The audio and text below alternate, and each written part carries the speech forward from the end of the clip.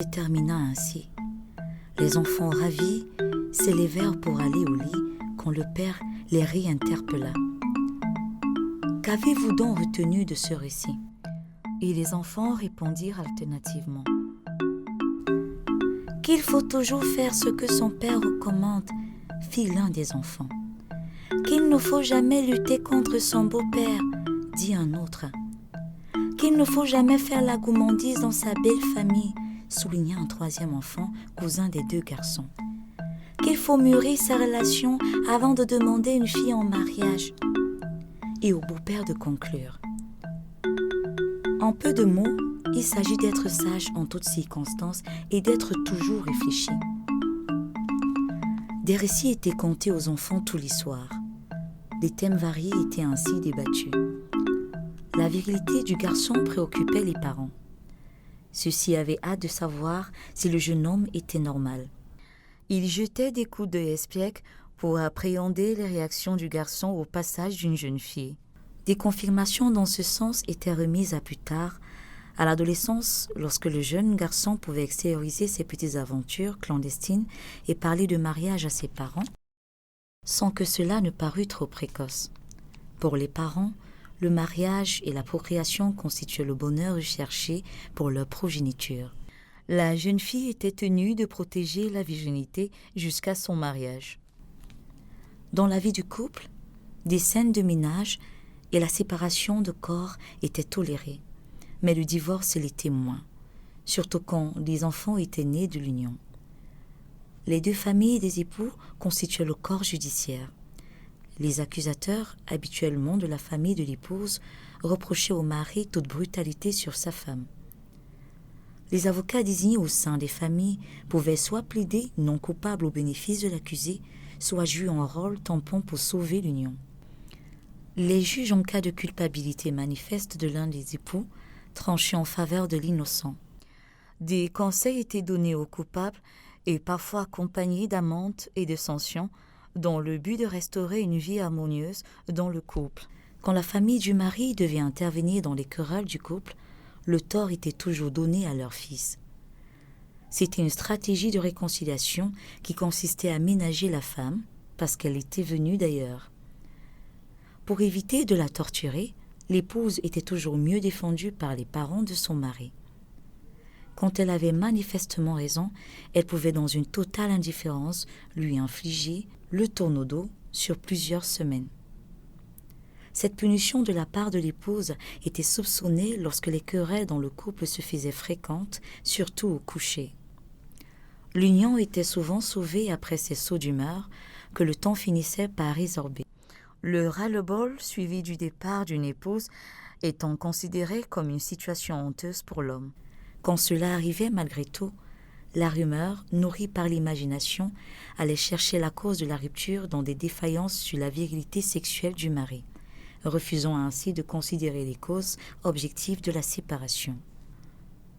De nombreuses saisons sèches étaient passées sous les yeux d'un Feugueux. Un patriarche octogénaire qui pratiquement a vu naître tous les habitants d'Okelosoma. Toujours svelte, Feugueux sillonnait les cases de ses multiples femmes, belle-fille et arrière-belle-fille, avec la majesté d'un coq unique dans sa basse-cour. Une blague par-ci, un conseil par-là, une question par-ci, un commentaire par-là. Au soleil couchant, Feugueux allait s'installer dans le corps de garde où l'on veillait à la sécurité du village. Il avait fallu résister aux attaques des tribus voisines.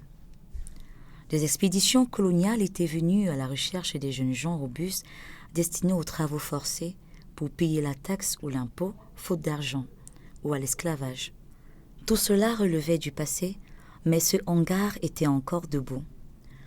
D'une mémoire extraordinaire, Feugueux contait avec fidélité l'histoire de 3 générations avant lui. Il n'était pas un griot, mais un sage qui avait bien assimilé les enseignements de ses ascendants. La maîtrise par cœur de l'arbre généalogique de sa famille faisait de lui une source intarissable de sagesse. Il s'en inspirait pour expliquer les événements. Je suis né pendant la période allemande, dans la vallée, entre 2 palétuviers, derrière la hutte de mon père, puisque les cases telles que vous les connaissez aujourd'hui n'existaient pas.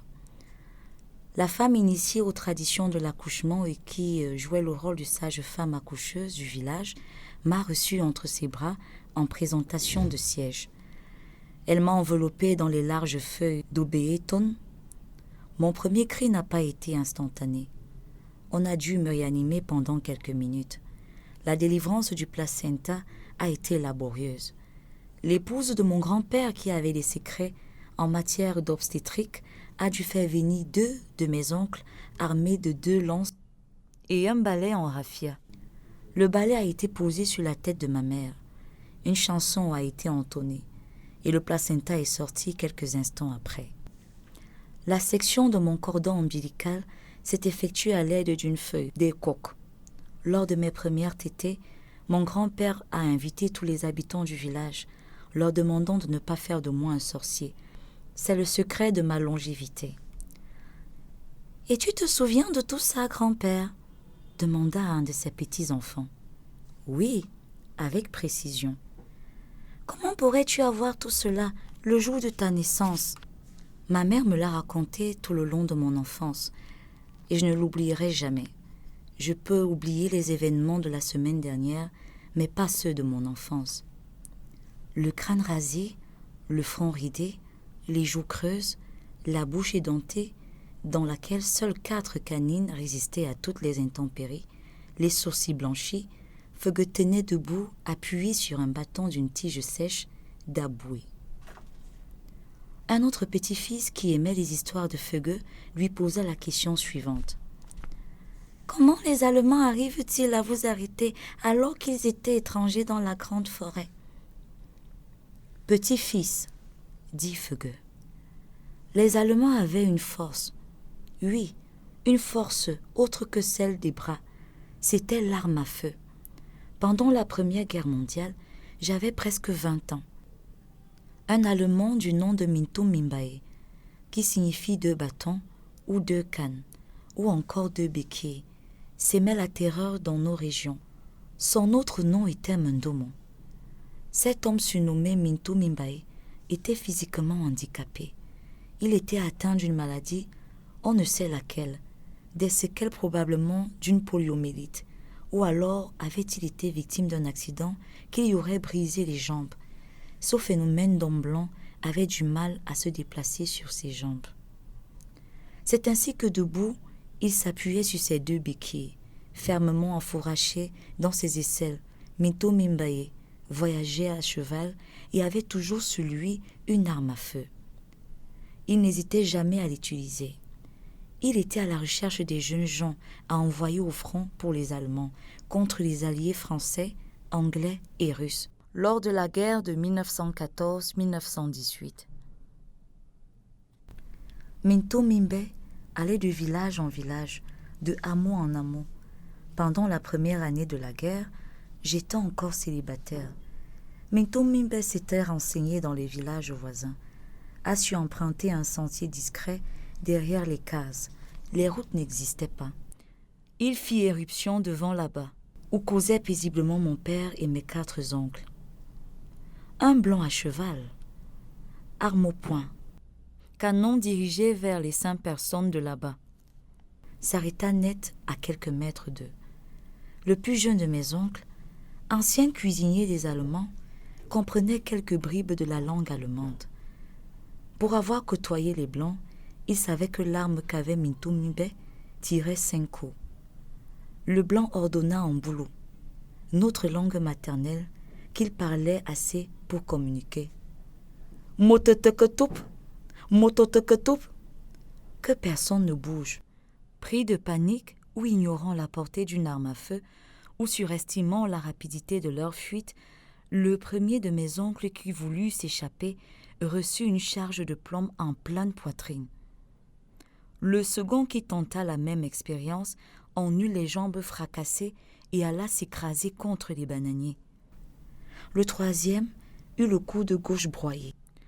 Le 4e sur qui on tira 2 coups ne reçut qu'un seul plomb à travers le pavillon de l'oreille gauche. Le plus jeune de mes oncles, à qui on avait confié le cheval, tenu par les rênes, comprit au 5e coup qu'il était enfin temps d'abandonner le cheval. Après le massacre, Mintomibé reprit son cheval et disparut dans la poussière que soulevaient les pattes de son animal. Qu'est devenue la blessure du cou de grand-père? La blessure a été soignée jusqu'après la guerre. Vers les années 1920-1921. Le jus de feuilles vertes de tabac était l'antiseptique de base pour le traitement de la plaie. Les difficultés de guérison ont été dues à la fracture comminutive du tiers inférieur de l'humérus causée par l'âme et la délicatesse de l'articulation. Mon jeune oncle est mort d'une autre cause, le coude bloqué. Quand Feugue termina ainsi cette histoire plutôt triste, différente de celle des espoirs en amour, les enfants restèrent plutôt quoi d'émotion. Avec la même fidélité, Feugue racontait son rite d'initiation, les travaux champêtres, son adolescence, ses premières avances pour Eva, celle qui devint plus tard sa première épouse. Il aimait parler de la Deuxième Guerre mondiale à laquelle il avait activement participé, de son mariage avec Eva et de la naissance de nombreux enfants, dont une ravissante adolescente aux yeux perçants, aux cheveux abondants et ondulés, à la peau noire d'ébène et veloutée, au regard inoptisant, au sourire envoûtant et à la démarche déjà étonnamment ondulante. Son passage attirait des regards francs ou dérobés. Cette fille s'appelait Ngondele. Bien de choses avaient changé dans le petit village d'Onkolmesoma par rapport à l'enfance de Feugue. Une école missionnaire existait déjà dans un coin du village. Les prêtres blonds avaient profondément transformé la société. On allait à l'église tous les dimanches. Les enfants fréquentaient l'école 5 jours sur 7, la plupart contre leur gré et celui de leurs parents. La lecture et l'écriture étaient apprises dans cette école où Ngondele était inscrite. Le maître y était aussi le catéchiste.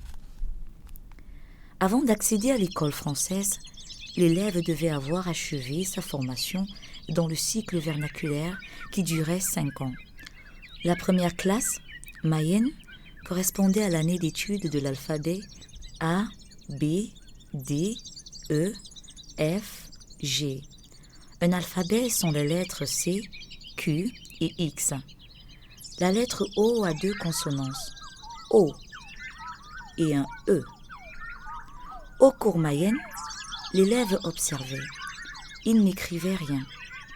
Un syllabus conçu pour cette classe permettait dès le 2e trimestre de relier les lettres en syllabes faciles. B plus A, ba. B plus O, bo. Abo, la jambe. L'observation des choses vues s'accompagnait de celle de leur nom dans la langue maternelle. La 2e année, l'élève accédait à la classe Ndombo, drap blanc. Ce nom à cause des énormes feuilles de papier blanc sur lesquelles étaient illustrées des images à côté desquelles apparaissait la traduction scripturale. Le séjour à la classe Ndombo pouvait être écourté à un semestre pour les élèves brillants. Le cas contraire, on devait y passer 9 mois. Cette classe comportait une particularité. Elle était subdivisée en 2 sections. Ndombusu, première section du Ndombo, pour une durée de 6 à 9 mois selon le cas, et Ndombubé, deuxième session du Ndombo, retenant également les élèves pendant 6 à 9 mois, selon que l'élève était doué ou pas. Il passait ainsi 12 à 18 mois à franchir les 2 sections du Ndombo. La 3e classe correspondait en fait à la 4e année d'études. C'était la classe Ebasque, Écaille de Pangolin. Ce nom provenait du livre des contes d'aventure du pangolin qu'on y lisait. À ce niveau, les calculs étaient simples. À la fin du 2e trimestre, un second livre était introduit au programme. Kalate Minkanete, livre de contes.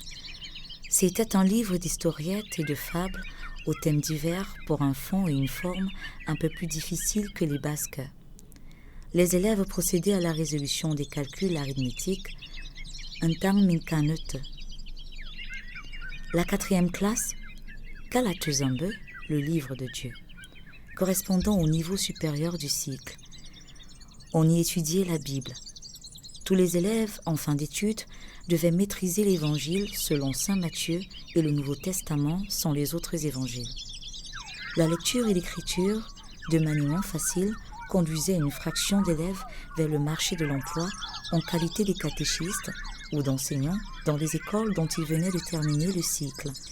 Une autre fraction d'élèves était admise à l'école centrale, c'est-à-dire à la section française au cours préparatoire première année. Il y avait des cours préparatoires d'1 an et demi où les meilleurs élèves, recevant un enseignement supplémentaire, allaient sauter le cours préparatoire 2e année que leurs camarades du cours préparatoire d'1 an, tout court, moins brillant, allaient finaliser en 2 ans. Le système d'enseignement était tout différent de celui de l'école française. Il se créait une structure pédagogique tripartite entre ce que l'enfant voit, le nom correspondant dans sa langue maternelle et le nom dans la nouvelle langue. Seule inconnue vraie pour laquelle l'inertie intellectuelle des enfants devait être ébranlée. Le français allait vite devenir la seule langue de travail. Il fallait braver les 6 années qui conduisaient au cours moyen 2e année. Tout ce long cheminement de 11 ans dans les 2 cycles, pour ceux qui n'avaient pas repris de classe, expliquait l'âge avancé de 16 à 18 ans qu'avaient les élèves au moment de présenter le certificat d'études primaires. Ceux qui avaient ainsi atteint le niveau du cours moyen première ou 2e année devenaient des écrivains interprètes dans l'administration coloniale, tandis que ceux qui avaient pu obtenir le certificat d'études devenaient instituteurs. Certains s'inscrivaient aux cours complémentaires qui correspondaient à la classe de 6e, alors que d'autres entraient à l'école normale pour y préparer en 3 ans le diplôme des moniteurs généraux, DMG. À la fin de la section française des études, Ngondélé n'avait pas été reçue au certificat d'études. Elle avait déjà 16 ans. La beauté de Ngondélé ne laissait personne indifférent. Son père trouvait en elle une perle que seul un candidat digne de ce nom allait ravir. Un gendre apte à la chasse et à la pêche. Consciente de sa beauté et dans l'attente d'un bon candidat, Ngondélé n'a pas trouvé nécessaire de chercher un emploi d'écrivain, d'interprète auprès des Blancs. Cette solution qui lui était si favorable pour une fille aussi lettrée dans ce contexte, elle a pu atteindre le cours moyen 2. Feugue lui-même, chasseur de son état, ramenait encore de la grande forêt, malgré son âge avancé, de nombreuses bêtes capturées au piège. Ses filles, devenues grandes, participèrent auprès de leur mère à la confection des repas. Une répartition tacite fut organisée à la cuisine entre Eva et ses 3 filles quant à la cuisson du gibier que Feugue rapportait désormais de ses pièges. Eva avait choisi de préparer de préférence les singes dont elle adorait la viande et les vipères pour son mari. Ngondélé, qui aimait rôtir au feu de bois, bucorve ou calaos, pintade, pédri ou touracos, se réserva tous les oiseaux. Ses 2 sœurs s'attribuèrent les autres viandes les plus fréquemment rapportées par leur père et optèrent pour la cuisson des chairs d'antilope, des porcs-épics, des hérissons, des sangliers pour le régal de la famille. Les mets étaient ainsi cuisinés par les spécialistes de chaque type de viande et toute la famille réunie mangeait indifféremment tous les plats. Toute cette vénaison avait été consommée par plusieurs générations ascendantes de Feugue, sans que personne ne se fût plaint de rien. Seules quelques espèces étaient interdites aux femmes enceintes par respect du fœtus auquel on voulait éviter 1001 maladies à la naissance, ou aux femmes tout simplement par gourmandise institutionnalisée des hommes. À la rentrée qui suivait l'échec au CEPE de Ngondélé, elle ne retourna plus à l'école. Elle ne voulait pas redoubler le cours moyen 2. Elle reçut avec bonheur des encouragements de sa mère, qui avait jusque-là toléré ce maudit culte double des Blancs, l'Évangile et la science, qui risquait de détourner les enfants et surtout les jeunes filles. Pendant 3 ans, Ngondélé, cette beauté, était restée auprès de ses parents à faire la bonne ménagère et à s'exercer à la tenue d'un éventuel futur ménage. Sa beauté ne lui laissait aucun risque de célibat prolongé. De nombreux sobriquets avaient fleuri sur les lèvres en l'honneur de la belle créature qu'elle était. Certains l'avaient baptisée Nsonobombo ou la guêpe, Os ou la Guénon, par référence à sa taille fine. D'autres l'appelaient Ngonmevini, ou fille d'ébène pour son teint foncé et velouté, le tout resplendissant de la fraîcheur de ses 19 ans. Pendant que les choses allaient si naturellement, le premier prétendant s'annonça.